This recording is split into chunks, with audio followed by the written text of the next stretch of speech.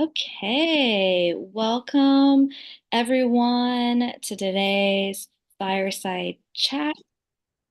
We're so excited to have a special guest here, Alan Steinfeld.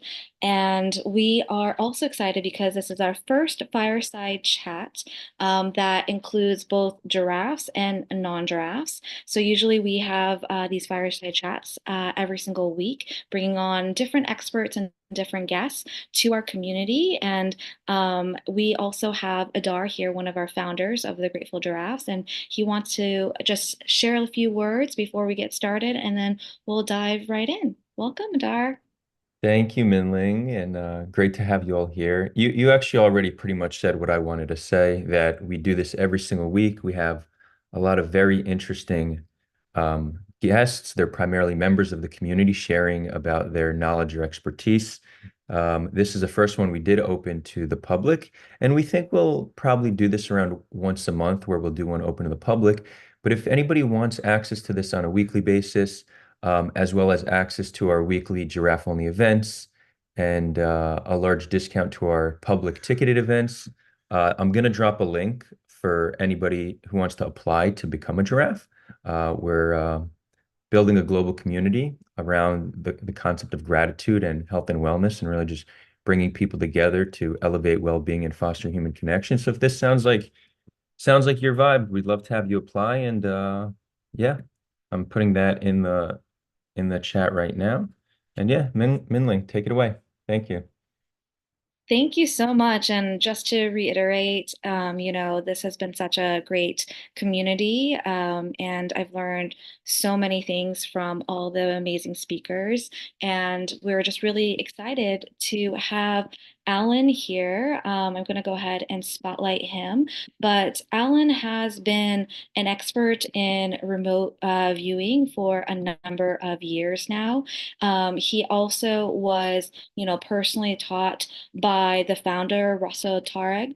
And, one of the things that Alan is going to be working on and doing is he's developing protocols for remote viewing to be used to make contact with UFOs and off-world civilizations. So it's really exciting to have Alan here to share his amazing wisdom with us. We are so grateful for your time, and I would love to welcome you officially to the Fireside Chat, Alan. Thank you. Thank you, Mei-Ling, Adar, Sharon.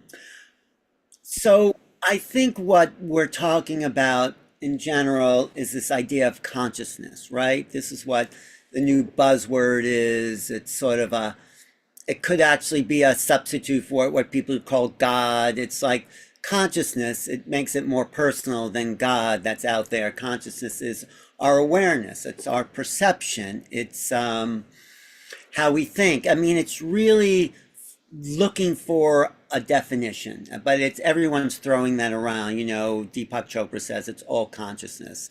I said, when I interviewed Deepak, because I do a lot of interviews with different people who write books, I say, what is the application of consciousness? Of course, it's all consciousness, but how do we use consciousness? And what we'll do today is one application of consciousness. How do we use consciousness to be aware of our non-local reality? So yes, we have this brain. The brain is the hardware. The mind, the personality is the software. But then you have hardware and software. What else do you need to operate a computer? You have your computer, you have the software and hardware. You need the operator. The operator is what I'm calling consciousness. That's the vehicle for using the hardware and software. Without an operator, the computer just sits there. Without consciousness, your body doesn't have any life force. So that's where I'm coming from in understanding the bigger picture of what we're talking about today. What is this thing of consciousness, and how can we use that application? Think of it as an app, an application that can do more than just take in awareness. It could send and receive messages, is what telepathy is all about. Psychics do this. This is what people who have visions and they're seeing the future. But all of us are connected to this non-local field, as Joe Dispenza would call it. He says we're connected to the quantum field. Well, we are connected to the quantum field through via consciousness that is accessed locally in your body, but it's actually not sourced from the body. I think that's been the big debate in science. Does the brain create consciousness, or does consciousness create the brain? Well, if you think that the brain creates consciousness, that's a kind of materialistic point of view.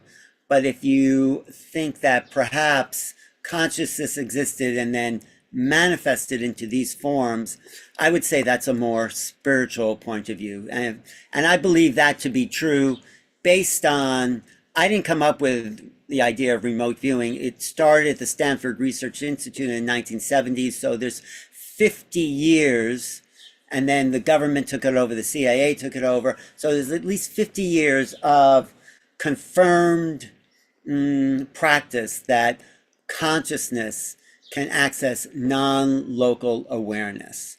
So this, of course, is much older than 50 years. It goes back to the mystics. I mean, there's been people throughout the ages who were telepathic, who could see into the future, see into the past. So this is just a kind of most recent reiteration of who we really are as spiritual beings. So that's also a question I like to discuss. What does it mean to be spiritual? And many people have their definitions. I don't consider it religious. I think spiritual is the fact that you are greater than your body. You're more than your body.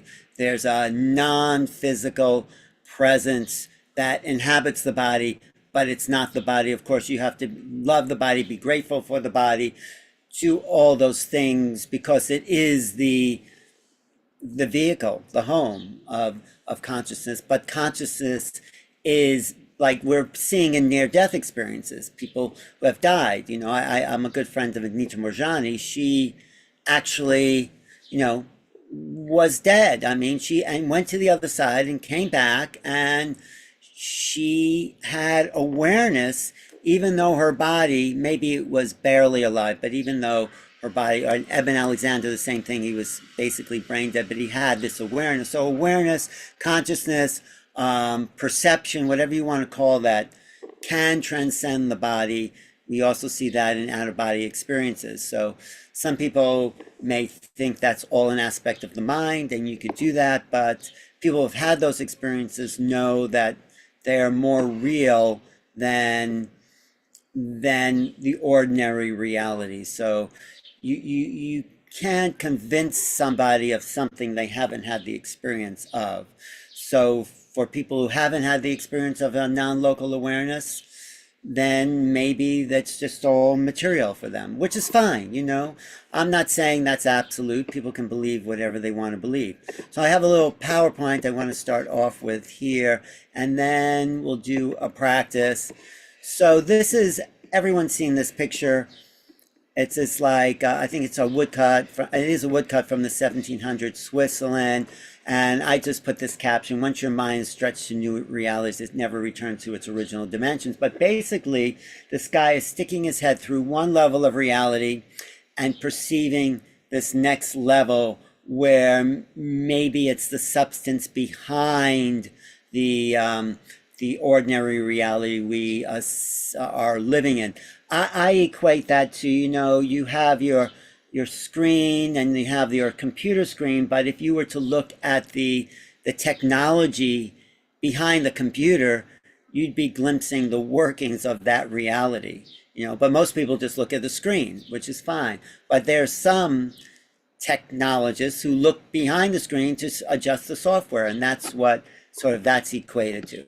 So I love this quote that the world is full of magic things, patiently waiting for our senses to grow sharper. So that's really what we're focused on here, is the awareness that there's more to our senses than just the 5D. I mean, the five senses. There's more senses than just the physical senses. And that's one of the things maybe we'll have a chance. Usually this is a 2 hour introduction, but we'll do what we can in an hour, okay? I like this quote also by Henry Thoreau. Direct your eye writing when you'll find 1,000 regions in your mind yet and discover, travel them and be an expert in your home cosmography.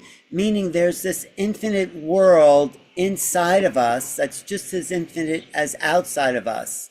And it's sourced in the body in a sense, but it's not of the body. So yes, you can see that we are part of this universal consciousness. This is what you see on the top of babies' heads. They come in with this infinite knowledge, and then slowly they're conditioned to limit their ability to perceive the infinite, because they learn to qualify their experiences. So that's what we want to not do, because we're the universe expressing itself as a human being for a little while.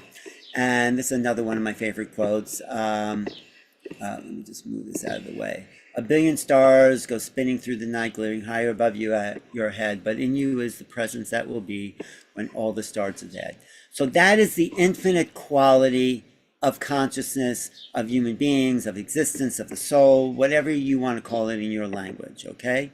We are the cosmos, made conscious, and life is the means by which the universe expresses itself. You are the means in which the universe is expressing itself through that vehicle, that segment of consciousness. Some people say consciousness is a singularity, and we all have aspects of this one force. You know, it's like a light that has a lot of many like there's like a shade of if you put a shade over a light bulb, it'll go out in many different directions, but the source is just that one light. That's one way to describe it. And this is really where we absolutely are. Of course, there's an image by Alex Gray. I think, you know, your body is the avatar, but, you know, where we are in non-local time and space is beyond the locality. This is a picture of where we sit, where we know everything about anything all the time. This is a image of the quantum field. I mean, you can demonstrate that many ways. If the doors of perception were cleansed, everything would appear to us as infinite. But we've closed ourselves up until we see things only through these little narrow caverns of awareness. So the narrow holes of our cavern is culture. It's the culturalization of perception, which explains, you know, it gives you names for things. And that's a tree, that's a house, that's a wall. And once you are naming things, then your reality is limited. Of course, it's necessary to name things because that's how you know your way around the world. But it's not everything. Because if you call something a tree, it's great, it's a tree, but you stop looking at it, you just say, oh, that's a tree. But if you weren't to call it a tree, it could be this infinite being, you know. If you get rid of names, and we'll get into that a little more, the difference between left and right brain. The left brain is what names things, it's a logical mind. The right brain is just existence. It's just everything. It's all oneness. That is the right brain. So, okay. Oh, speaking of everything all the time, there was that movie where that's kind of reminded me of that Alex Gray picture. Everything, everywhere, all at once. That's where we are essentially. We are everything, everywhere, all at once. Okay? And this is an example of someone who saw the future. H.G. Wells, he also wrote the first book on UFOs, aliens, War of the Worlds. Not a great book, but this was a great quote. "The time is close at hand when any student in any part of the world will sit with his or her own projector and their own convenience and examine any book, any document, an exact replica." Of course, he didn't know what he was actually talking about, but he had a vision that that would be true. And, you know, it took, 70 years or more to make that true. But there are visionaries who see the future, who see something, and they they just talk about it, and it's not up to them to figure out how that happens. That's the course of history unfolding, but that's what happens. Tesla's another one. It'll soon be possible to transmit wireless messages so simple that an individual can carry their own apparatus. Well, he didn't know what cell phones would be, but he had a feeling, he had a vision, he had a possibility that, took 100 years to do in that case. So the CIA, I'll go to the history of remote viewing now. The CIA heard that the Russians had a psychic spying program, and they didn't want to be outdone by the Russians, so they talked to these people at Stanford Research Institute. This is a fast history of the remote viewing course as it began in the early 1970s. And the Stanford Research Institute decided they'll work with the CIA and funding to develop a psychic spying program, which was then kind of portrayed in this movie, Men Who Stare at Goats. That's Pat Price. This guy, let me just go back. This guy, okay. This guy is one of the original remote viewers, Pat Price. He was a detective, and this is Russell Targ in the background there, talking to Robert Monroe, the Monroe Institute. So Stanford Research Institute was a big hotbed of people on the edge of spirituality and science. Ingo Swann really coined the term remote viewing, but a lot of people were going through there, including Edgar Mitchell, who started IONS, and this is Russell Targ talking about one of the best remote viewers that they had, Pat Price. That's Pat Price. Price was an extraordinary psychic. He lived in a psychic bubble. He was an inspiration for me as to what ESP looks like in an evolved person. Can you hear that okay? Okay, good. Yes. Great. I'm going to just make this share the sound and, okay, there. Okay, there we go. Okay, there. We were once called by the Berkeley Police Department where Patricia Hearst was kidnapped. And they said, we're so desperate, can you help us with your ESP program? It shows how desperate they were. And Pat Price and Hal Puthoff and I drove to Berkeley, and Price said, let's see your mug book. He's a no-nonsense guy, had been in lots of police stations. I want to see the picture book with all the usual suspects. He turned the page after page, and said, that's the guy, that's the ringleader. And he put his finger on Donald DeVries, who was indeed the ringleader. It was extraordinary. But they learned that only 2 weeks later. The police said, well, can you tell us something right now that'll help us? And Price said, would you like to know where the kidnapped car is? And they said, you're kidding. He said, well, so if you drive about 50 miles north on Bayshore Free on Highway 101, the kidnapped car is a white station wagon. It's on the right, parked by a diner across from two large white gas storage cylinders in the pedestrian overpass across the freeway. And one of the detectives said, well, I know where that is. That's on my way to my home in Vallejo. 20 minutes later, they had found the car, and there are still cartridges rolling around on the floor of the car. That's as close to magic as I've ever seen in my 20 years in the laboratory. So that's Russell Targ, and that's Pat Price. And then, but let me go to this movie Russell made about the program. And Pat Price became such an amazing remote viewer that they took him from SRI and brought him to the CIA because supposedly Pat could look inside locked safes with his remote viewing awareness and read documents in there. So anyway, this is a little movie called Third Eye Spies. This is a little trailer from that Russell made about the program. If you had an ability to be able to remotely perceive stuff any place in the world, that could be an extraordinary intelligence source. We found that many individuals are able to accurately describe what's going on in distant locations. Are you saying that the work you've been doing is classified? It was a research facility. That was all that we were going to tell them. The Russians have been spending millions of dollars investigating so-called ESP. Psychic spies. Almost a psychic arms race here. Is there any real application to this? I think remote viewing has been demonstrated over the 20 years of work that's been sponsored by the government. Producing crucial and vital intelligence to the NSA, CIA, DEA, and the Secret Service. I began to feel frightened. The KGB did it, man. What's really going on here? State-sponsored assassination attempt. The CIA was lying. They wanted to kill the program. A storm brewing. This is real. I say no more secrets. Let this information out.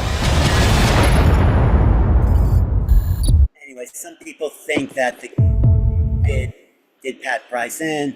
I'm not sure, but somehow he disappeared. I'm not saying that'll happen to us as remote viewers, but when it gets in government, you never know what's going to go on. But they're still using this in government. They're still using it at the CIA. They're still using it in combat. This guy, Luis Elizondo, had to remote view where the enemy was, and I think it was Afghanistan, so to get his troops out of danger. So it comes down to the imagination. So what is the imagination? It is many, many different things. I'll go through this in a longer course, but it's not one thing. You know, imagination is this unknown awareness. It's memories, it's dreams. I mean, maybe imagination is not the best word for that. This is Ingo Swann, who coined the term remote viewing because he was brought out to Stanford Research Institute, and he was said to, when he first got there, he said, okay, tell us what's in the basement. And he goes, well, I see this equipment, this, and there's a meter on the wall. And he goes, well, how do you know that? And he goes, well, I'm remote viewing it. And that sounded a lot better than psychic spying. So that stuck. And he was actually And I have to admit that even after 13 years, Russell Targ's partner, Hal Puthoff, who was also the co-founder, along with Ingo Swann and Russell, of the program. And he says, I have to admit, having founded the program and then directing it, still, on many occasions, I would go in to set up an experiment, and I'd ask myself, what am I doing here? This can't possibly work. No mechanism we can think of whereby this could possibly work, and it would work. so science, that's why. It's like I said, it's about consciousness. Looking for consciousness in the brain is like looking inside the radio for the announcer. We are already non-local awareness. The broadcast, the radio breaks, the broadcast still goes. So it's not like it's localized. If your cell phone breaks, you're still getting calls. You just have to go to the cloud to access that information. So the idea is that we are infinite beings, and it's sort of ironic that the CIA and Stanford Research Institute sort of proved that with their 50-year study of that. So, but now it's being used everywhere. If you Google remote viewing, probably 1 billion websites mention the fact that of something that was started back then. But it's also just modern day ESP is one way. So one way I explain this is we're born with this infinite knowledge, right? We're born with this great imagination. By the time you're 5 or 6 years old, you learn ABC, 1, 2, 3, you learn how to think in boxes. It doesn't mean you don't have all this other great imagination. It's just really downplayed. And it's only artists, musicians that really develop this. Most of the world just wants to get a job and sit in a box, look at boxes, which is fine. But we're here to be whole brain beings. That's my feeling. We're here to develop this right brain, which is the imagination, which is this infinite consciousness. But we have to get these old programmings out of the way. I love this cartoon. Hey, pal, you have no idea who I think I am. So if you think your identity, your history, your name, your lineage, everything you've done, then that is the illusion. You have to drop out of that understanding that you're just that to know that you are really the infinite knowledge, you know. I'll skip this. This is the left and right brain, right? The right brain is a creative. It hears music. The left brain hears the words. That's why listening to a song is a big union of left and right brain awareness. So is doing art. So is lots of things. But most people in our culture are pretty left brain consumed. And so I think a push to develop a right brain will help balance our culture and our people a lot more. So and I guess a lot of people here are already doing that on this call. I also like to see these pictures of the human brain versus the dolphin brain. You could see which brain is much more developed.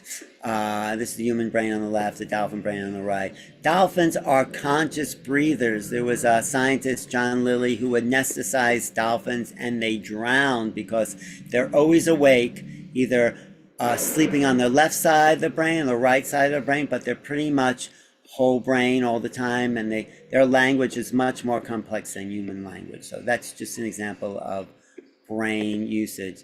Of course, so we are left and right brain. Now, most people just learn to develop the left brain, but the right brain is other thing. It's holistic, it's the feminine, it sees pattern, it's receiving. So when we remote view, we're going to receive the impression. We're not going to guess or send out the impression. We're going to let the impression of the target come to us. That's the thing. So we have to develop this right brain because it's been underdeveloped. You know, it's feeling versus thinking. It's seeing the forest for the trees. It's looking at the circle as opposed to the square. There's many ways to cut up the pie here. Now, just to show you how much your left brain has been in control, now try saying the colors to yourself of these words instead, to say the colors of the word instead of the word itself. So you can do it, but the left brain has been overdeveloped, so you have to really sort of struggle. At least most people have to do is say, okay, what's that? Is that, I don't want to say yellow, but it's really green is the color that I'm asking you to say. And black, you see, the left, that just shows you how developed our left brain is. Also this. So the left brain sees patterns, the right brain sees linear logical objects. So to the left brain, this makes no sense. How many legs does the elephant have? Well, the left brain will spend all day trying to figure out. The right brain doesn't care because it's just seeing the patterns there. So that's sort of the rebalancing I want to do. Now, also like this. Are you looking up at the chessboard or down at the chessboard? This is just sort of training to get people away from logical thinking. And there's nothing wrong with logic, but that's just one way of seeing the world. The other way of seeing the world is through patterns of perception.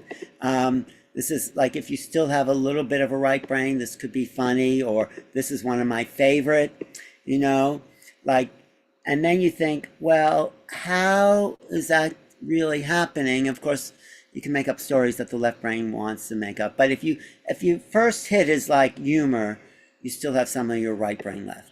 Now, this woman, and people have probably seen this before, she had lost her logical mind in a stroke, but she was pure right brain. This is Jill Bolte Taylor, talk from TED, and this is an incredible understanding of left and right brain awareness. So, who are we? We are the life force power of the universe with manual dexterity and two cognitive minds. And we have the power to choose moment by moment who and how we want to be in the world. Right here, right now, I can step into the consciousness of my right hemisphere where I am the life force power of the universe. I am the life force power of the 50 trillion beautiful molecular geniuses that make up my form, at one with all that is. Or I can choose to step into the consciousness of my left hemisphere, where I become a single individual, a solid, separate from the flow, separate from you. I am Dr. Jill Bolte Taylor, intellectual, neuroanatomist. These are the we inside of me. Which would you choose? Which do you choose? And when?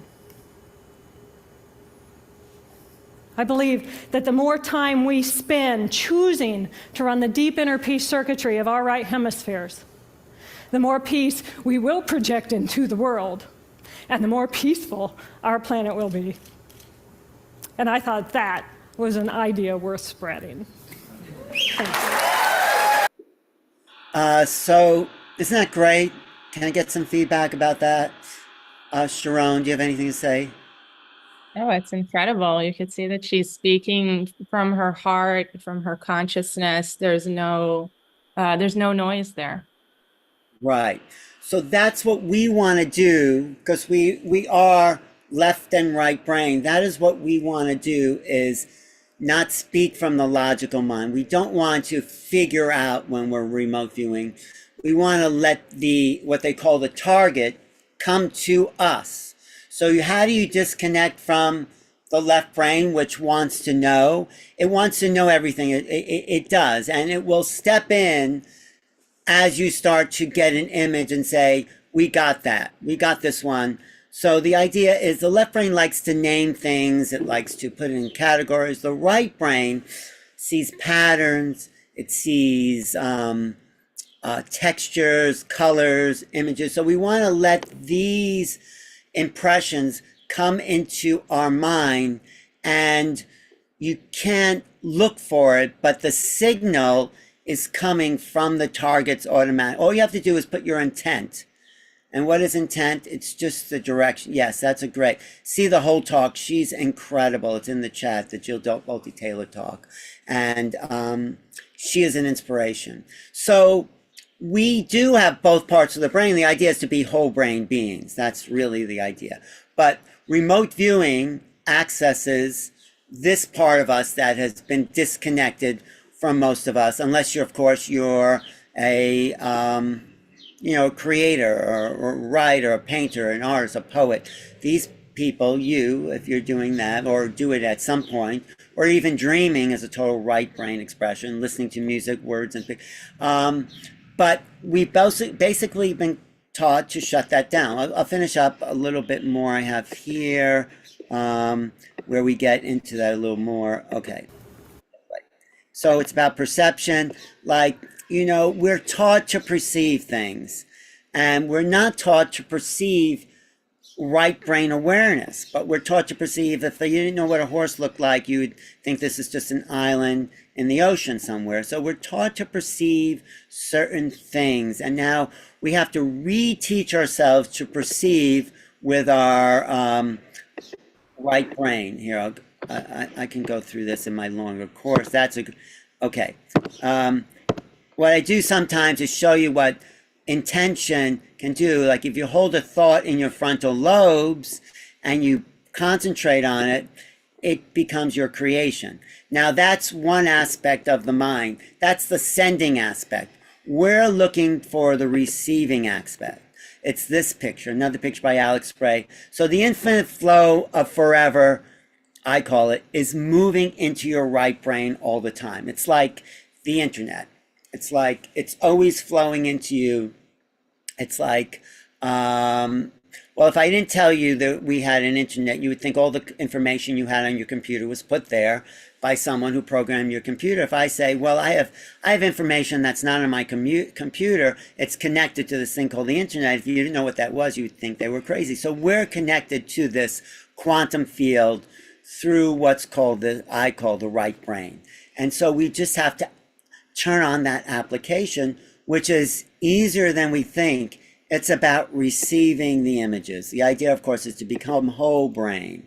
So the target practice would do is people, places, things, times, and events.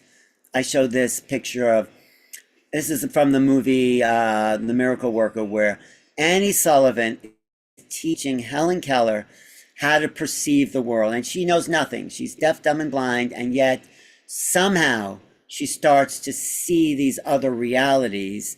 And this is what we're trying to do with our right brain awareness. We're trying to perceive. That's a longer clip. We're trying to perceive we're trying to see in the dark, basically, because we haven't been taught what it is to be psychically aware. Of course, there are probably some psychics in the audience. So this is about feeling. It's about imagining. It's about tuning in. So when we remote view, you might not get the whole picture. You'll get impressions of the picture, and you'll get colors, you'll get shapes. But the idea is not to name it, because if you name it, that is the left brain saying, we got this, bud. It's this, and this. So we don't want to name it, because we don't want to involve the left brain. We want to start to train right brain awareness at first. And then after you do this and develop the skill, you can start to name things. But at first, you just want the impressions of things, okay? This is another description of how remote viewing works. So if I said, okay, I'm looking at two people, what are they doing? You might just get these impressions, but you might not know they're playing tennis. That's the idea. So so if I said, okay, this is a target, I'm looking at the target, what impressions do you get? You might get this snake-like thing, you might get this winding thing, or something. It's letting your body, it's a whole body thing. If I said, okay, I'm remote viewing this, or this is a target, what do you feel? What do you get? You might not get a woman standing under a waterfall, but you might get a cool feeling, a nice outdoor feeling. There's so much application you could do with remote viewing besides missing children, missing car keys, seeing what people are. I mean, it's infinite what the applications are. So there's phases to it. We really don't have that much time, but I definitely want to do a remote viewing with you. Empty your mind. You gear your intent towards a target. You describe the colors, textures. You distinguish. Now, if the left brain comes in, it'll try to name it and make associations. That's what they call an analytical overlay, and we want to avoid that. That goes into a lot more development. You want to just not guess. You want to let the image come into your head as if there's a window opening in your mind, okay? This is another way of doing. You put colors and sight sounds. This is for people can do like 3 hours on one target, okay? But for our like mini course here, we're just going to do color, shape, size, geometry, patterns, okay? We're going to make it just a sketch, a drawing. It's better to have a pencil and paper or pen and paper, or describe it instead of just remembering it, or write down. If you don't have a pencil, just write down on your pad what impressions you get of this target that we're going to be doing. Okay, so everyone have something to write there. You can also put your descriptions in the chat, okay? So we're going to follow along with Russell Targ as he teaches me to do remote viewing. And this is 20 years ago. Maybe people have seen this because this is something that's all over the internet. If you've seen it, don't give away the answer. Just don't do this remote viewing, okay? So this is Russell Targ teaching remote. One of the most paranormal things about our program is that we had continuous support from a particular group of agencies, NASA, the Army, the Air Force, for 20 years to do this group of experiments. Mm-hmm. And that in itself is paranormal. I mean, so let's go into how easy you say it is to do actual remote viewing, because I think a lot of people don't have to spend thousands of dollars and take a week course to do this. All right. Now, I don't know if you can do all this and hold the microphone. I could do it. Go ahead. You can do it. Go ahead. What do you need? You draw with your right hand? I do draw with my right hand. Okay, and I'll give you a pen. Okay. And the way this works is that I have an object that I've brought here for you that you've never seen. It's an interesting, unusual object that I have in my pocket. Okay, so what we want to do is close our eyes here.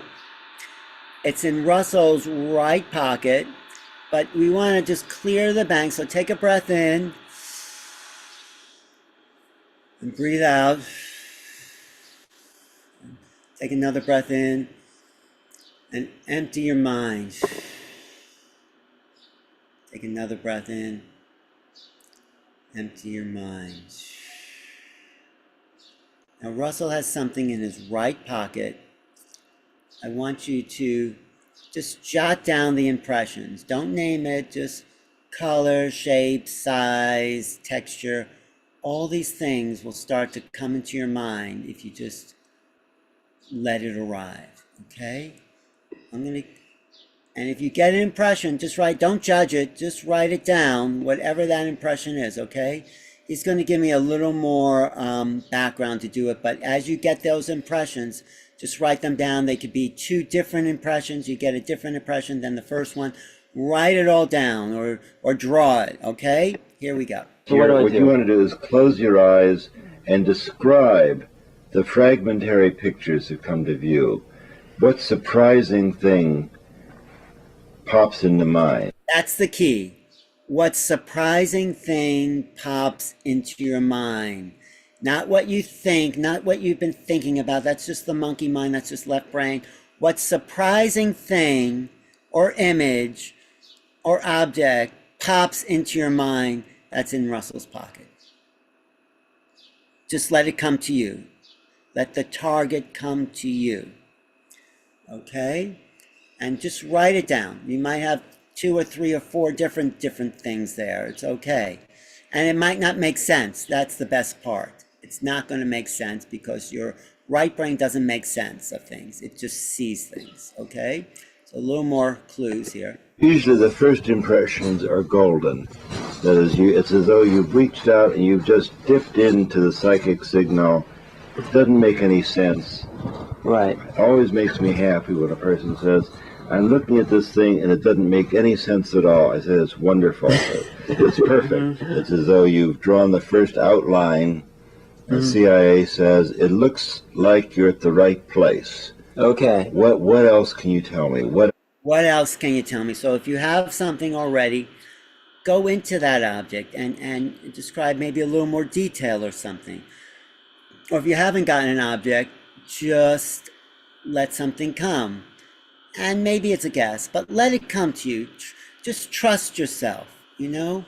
Trust whatever's coming to you, because that's how you develop your trust of your right brain awareness, because it hasn't been trained in, 30, 40, 50 years, okay? Here's one other piece. What else is happening? When I hand you this object, what additional interesting thing comes to view? So imagine you're handed this object. What does it feel like? What does it look like? What does it seem like? Don't name it. If you have to name it, you can, but don't. It's better to keep your left brain out of the exercise. Okay? So what pops into your mind if you're holding this? What do you feel? Because like I said, it's a whole body sensing mechanism. That's what we're doing here. It's a whole body thing. You're feeling this. Okay? Just one more thing. So I'm kind of picturing you handing me an object and then... Or the objects in your hand. You can see this thing in your hand. Okay, what will come to view? And you say, yes, this first sketch is not bad. We'd say you contacted the object. I'm not going to give you any clues. Okay. All I'm allowed to say is tell me more. Okay. Okay. So, before I reveal it, let's hear what some people have gotten here. Sharon, what did you get? Red, glossy, square or oval egg-shaped box that opens. Okay. When you see the object, see what part of your left brain wanted to interfere with your general impression. That's what feedback is for, seeing where you make that distinction. And this is a practice, it's not like some people can do it, but it is a practice. How about you, Mi Ling? Get anything? Yes. So for me, there you go. So for me, I got similar. I got red, smooth, cold, saw circular, and then I saw like red lines. I also got a yellow star. I don't know where that came from.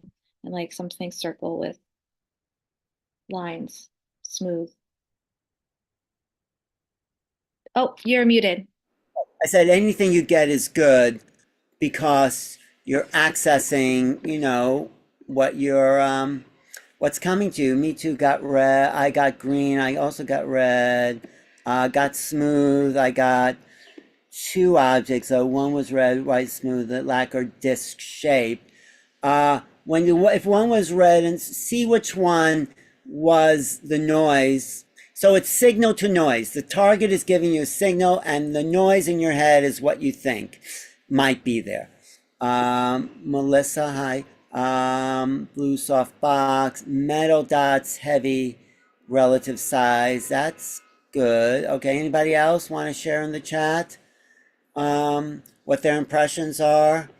And now I got heavy too. Okay, just one more time. Just close your eyes, tune into Russell's pocket, and let an image come to you. Let something come. Heavy, jagged edges. Okay. Chloe, that's good. Metal, toy-like. Yeah. Okay, great. Yeah. I think we're getting closer to the target in these later chats there. Okay. Okay. Anybody else want to share? Okay. I mean, there are no wrong answers. It's just how much star. That's good. You got a star. That's good. How'd you get that, Mei-Ling?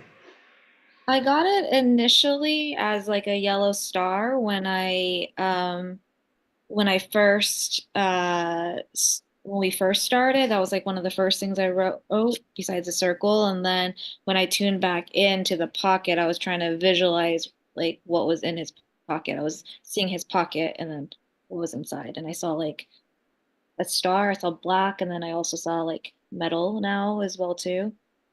Well, good. That's also what happens. The more you tune into something, the more the signal will start to reveal itself. So I would stay with the star and say like that first impression is probably pretty good. Faceted, that's really good. Chloe, Rubik Cube, yes, yeah. So when I reveal this, the image, see what part of your brain was getting what it was telling you and what part was the left brain saying, okay, we got this one. So there's some really good natural remote viewers here in this class. Small metal figure. It's hard now reading and hearing all these. Okay.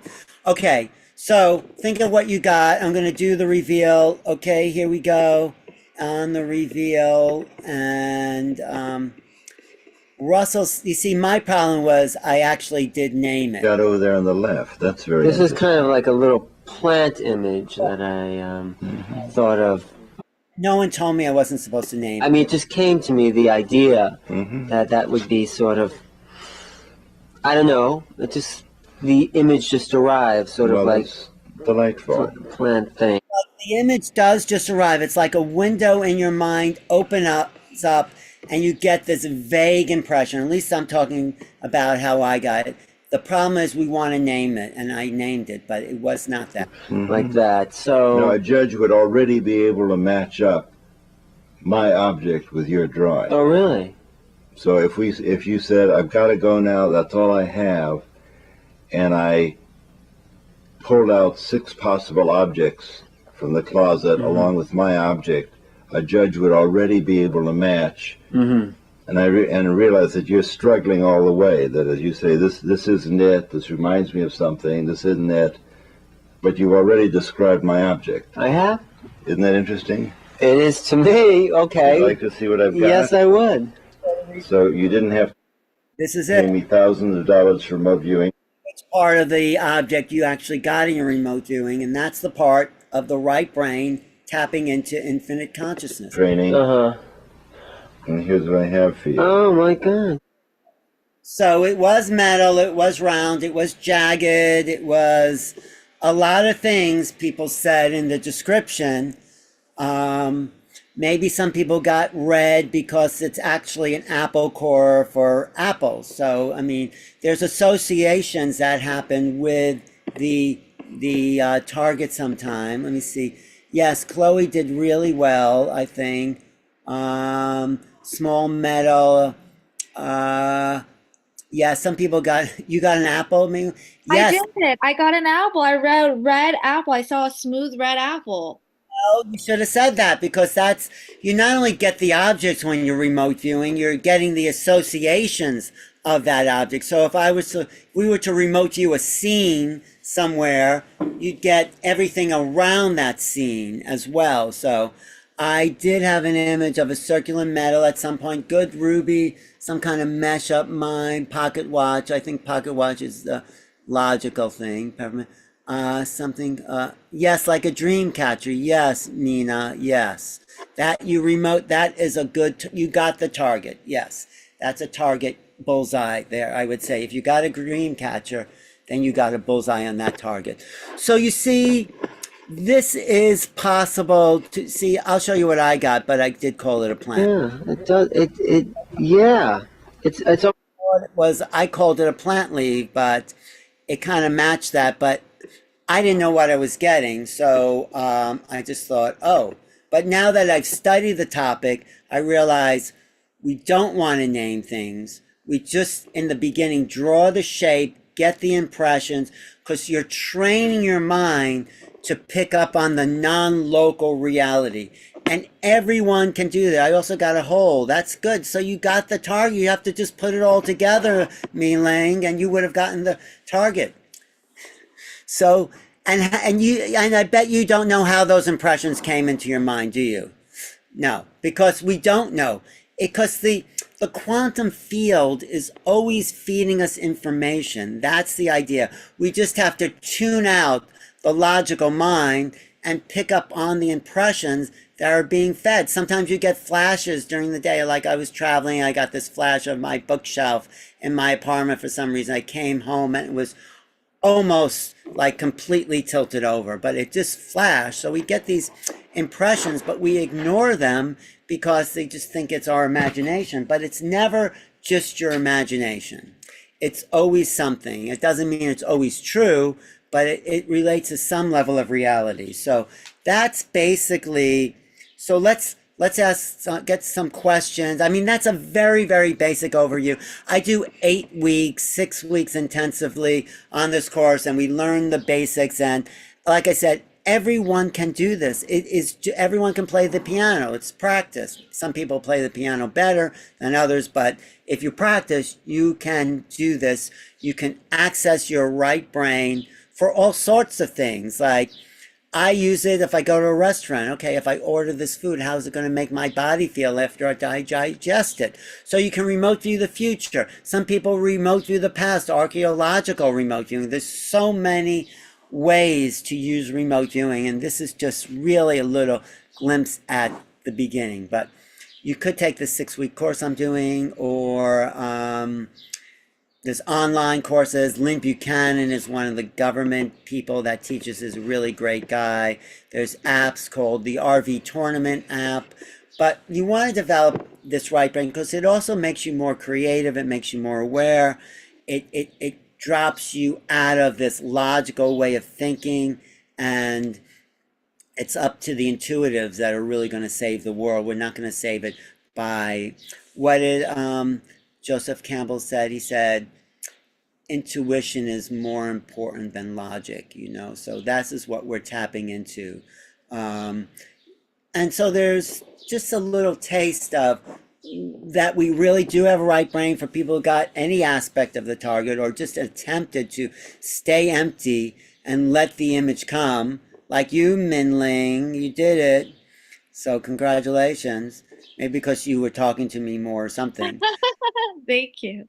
But are there questions about this? Because I can talk for hours about Yeah, this. I have a question, and then if anybody else has a question, please post in the chat, and then I'll go ahead and ask it to Ellen. But, how do you start to trust your intuition? I think that's like the main thing is like you get these images and then you start to question it and you start to question. And I even do, I've been practicing visualization for a while, so maybe it was a little bit easier, but, sometimes you get an intuition hit and you're like, no, no, no, that's not right. I need to do this, your logical mind. So how do you balance what is right, what is wrong? And Yeah, wait, if you get an intuition hit, go with it. Why would it not be right. If it's your trust, it's that you start by trusting, and maybe it's not always right, but you start to develop a feeling like, so you trust your intuition and it's right. That's a different feeling from getting an impression and it's wrong. So the idea is to use the inner feeling, what you're tuning into internally. Oh, I got that intuition, it was right. What was I feeling that was different than when I got it was wrong? Those are two different feelings. When you get something and it's right, that's how you hone this. It's like only through feedback. So you do a lot of targets, you do a lot of practice, and then through the feedback, you start to tune into the feelings that were right on, coming from the quantum field, and the ones that were part of the monkey mind. That's like, oh, it must be this, this, and this. So it's an individual sport. It's up to each person to tune into their own inner sensing. And it's a practice. You may be really good at first, and then you might just like not get a lot of targets for a while. But we can do this. We just have to stop thinking, stop identifying with who you think you are, your past, your history, your future, all those things, and get present. Like Jill Bolte Taylor, unfortunately, she didn't have a choice, but she got present to become a right-brain being. And the idea is to become whole brain, you know. It's like, I think Einstein said, your intellect will get you from A to B, but your intuition will get you everywhere else. So there's so many examples. And that's a scientist who used his intuition to understand the nature of reality. So we'll post links. I am doing a course. You can work with me there. It's about 6 to 8 weeks. It's happening in July, but it comes with, oh yeah, here's some of the courses. Yeah. Oh, giraffe. These are the giraffe. This is the remote viewing course that I'm doing, and I'll give everyone a discount code if you use my promo code there. This is through the Starseed Academy, and you can do 6 weeks there, and we can go when everyone in the class really gets what the remote viewing, how to do this, and we get the target, and everyone can do that. I've had classes where it was 100%, everyone, after 3 or 4 weeks, everyone got some aspect of the target. Then we do targets that we don't have answers for, like we go to the surface of Mars and see what's there. We go to other star systems. And if we get an agreement among everyone who's already practiced in remote viewing, I mean, I know it's a little out there for some people, but if we get an agreement from what targets we know, and we get an agreement from some of the places that we don't know, then maybe we're actually tuning into those places. So it's an experiment, but I do have to say that's how the CIA are remote viewing the UFOs now coming into our planet, by using remote viewers to see where they're from and who's in there and what they want. Yeah, and Val has a question. How do you practice at home? Like, how do we hone in on this? Who do we practice with? How do you recommend doing that? What I would do is, if your phone rings, don't look at the number right away. See if you can get an impression of who's calling you. Like, I always know when my mother's calling me. It just has a ring. But, that's one way. Like, feel into it. Or, like I said, there's an app called RV Tournament, where every day they're giving you a different target. And you can practice there. And are there ethical parameters? Yes, I would say you don't want to remote view people that you don't know, that you don't want to, it can be an invasion of privacy. So you have to respect people's privacy. If you want to remote view like where your girlfriend is or something like that, it's like, well, if she wanted you to know, she would tell you. So it's like there are ethical standards, and sometimes you can block someone remote viewing, or someone, if you're remote viewing someone, they can tell if you're remote viewing you. If you're remote viewing them, they can tell, and you can put a shield around you or something like that. So that's a whole discussion about parameters, but we're mostly doing places and things, and to develop an awareness. I mean, of course, there's lost children. people have been used for that as well. Uri Geller, who's one of the best remote viewers probably in the world, was hired by mineral companies to find gold and silver deposits. He'd look at a map and say, okay, dig there, there, and there. Some people have played the stock market. That's called associative remote viewing. I mean, I don't think that's unethical, but you can't really play the lottery. I mean, you can maybe, but numbers don't really have an emotional significance. So and I think sometimes those things, I mean, if you can win the lottery, that's great. Some people, if you can see what what cards they're holding in a blackjack hand, if you're in a casino, I don't think that's unethical. They're probably using unethical standards to win. But there are trainings you could do,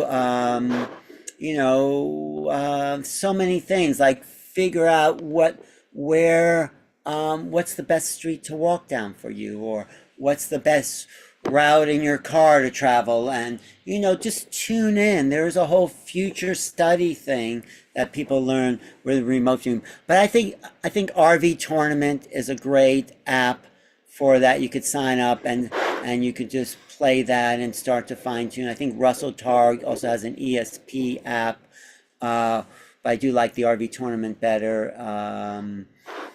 There's many ways to tune in. You could just be with a friend and you can say, okay, I'm looking at something. Call someone up on the phone and say, I'm looking at something. Can you tune into what I'm looking at here? And see if they get the impression. So the emotional component definitely adds weight to what you're absolutely. You want to feel the object. You want to sense it. You want to whole body. Some people smell it. Some people, if we're doing like an event, some people will hear sounds. Some people will, if we go off planet, some people will get the feeling of these landscapes and things. So yeah, it's not just viewing, it's everything. It's all the impressions coming in. It's just been called remote viewing, but you can remote sense. And also there's the other aspect of it. You can remote heal. You could send people healing, you could send them energy. So it's the same thing. If you're receiving, you could send that out to people using that same kind of application of the non-local mind. So remote sensing is really what you use for the whole body. But there's so many applications for this skill, and it's our innate ability.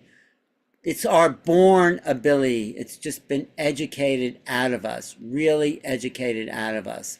Thank you, Ruby. Thank you, everyone, for tuning in. Any other questions, Mingling? I think that's it. I want to just thank you again, Alan, for being here with us today. From the comments, incredible. I think everybody got so much value about learning and how to start to tap into their abilities that they may or may not even known that they had. So we really appreciate your time. Thank you again to Sharon for helping organize this. Thank you again, Alan, for your time. And thank you for everyone for being here live for our first Grateful Giraffe Fireside Chat with a larger community. And we posted the links for both the Grateful Giraffes and Alan in the comments. So make sure to check that out. But yes, all these comments going for you. Amazing. Thank you. So awesome. And yeah. I have a YouTube channel that's New Reality, youtube.com/New Realities. But the thing to remember, just to sum it up, is that we are infinite beings. That is who we really are. And we could know the infinite nature of reality if we just get out of our own way.